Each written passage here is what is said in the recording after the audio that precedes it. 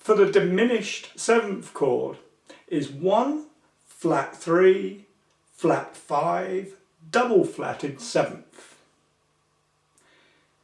If we apply this to the scale of C major, we get the notes C, E flat, G flat and B double flat. Now, as working with double flats can quickly become confusing, I'm going to call the B double flat by its enharmonic equivalent, A. Now, if we take a close look at these notes C, E flat, G flat and A, we spot something quite interesting. They're all exactly 3 semitones apart. So to make this obvious, I'll show you all the notes on the same string. There's C, E flat, G flat, A. Now take a look at what happens if we extend this series of notes. Okay.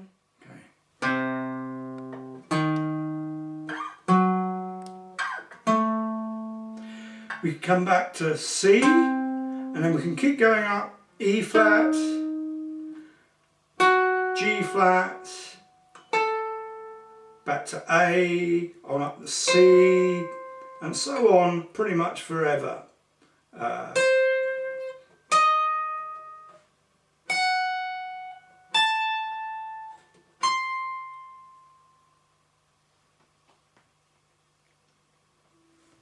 This shows us that the diminished 7th chord belongs to an elite group of chord types that are known as symmetrical.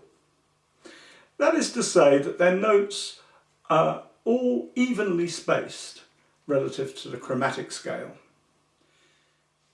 This has a number of practical applications, some of which we'll explore in this mini-series of videos. The particular application I want to draw your attention to in this mini lesson stems from the fact that any note in a diminished 7th chord may be considered to be its root note. Each of these 4 chords, C diminished 7th, E flat diminished 7th, G flat diminished 7th and A diminished 7th, contain the same 4 notes.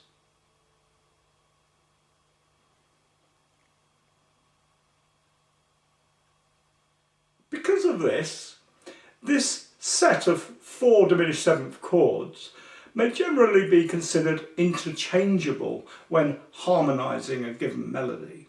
This takes us back to the end of the last little lesson where we were playing this sequence.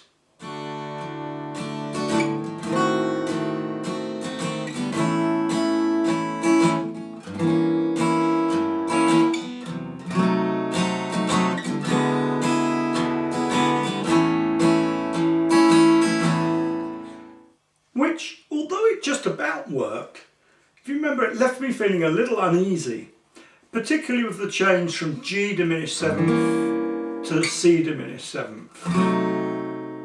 Whenever you feel a little uncomfortable about the choice of a diminished 7th chord in a sequence, it's always worth trying the other inversions of the same chord, or in other words, the 3 other diminished chords that are made up from the same group of 4 notes. So instead of C diminished 7th, let's try E flat diminished 7th.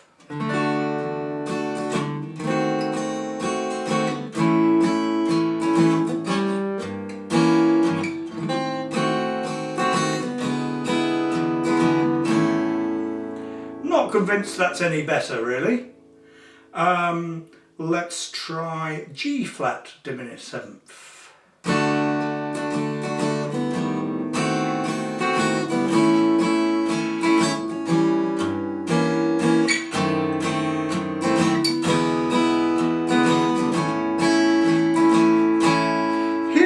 Smooths out the bass line from the G down to the G flat to the E, A. So that's a definite improvement. Let's try finally the A diminished seventh.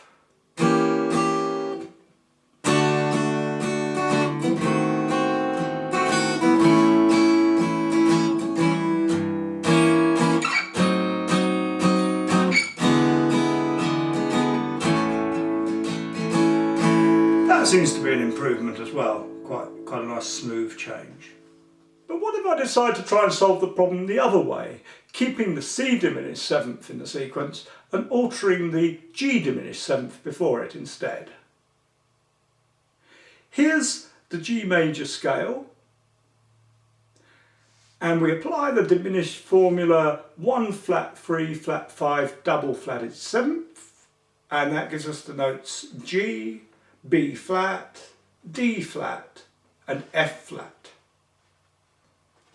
We'll call the F flat by its more commonly used enharmonic equivalent of E.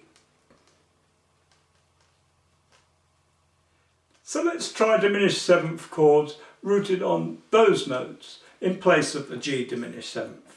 So here's how it sounded originally with the G diminished chord in place.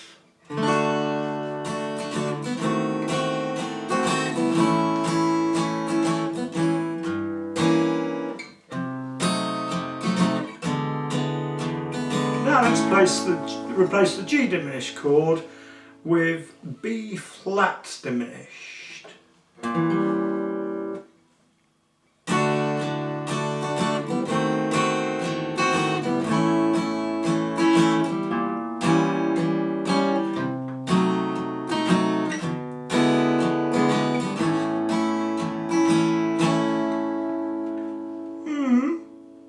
Not convinced by that one.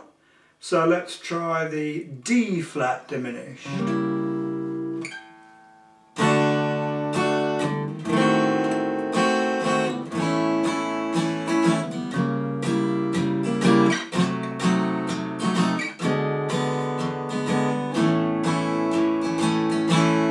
That makes a nice smooth bass run down from the D flat, C,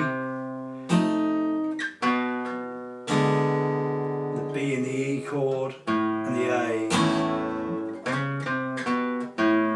So that makes a better choice.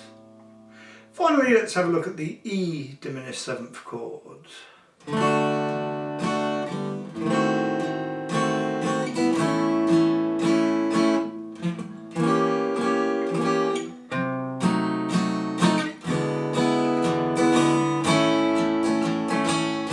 Let's try it again.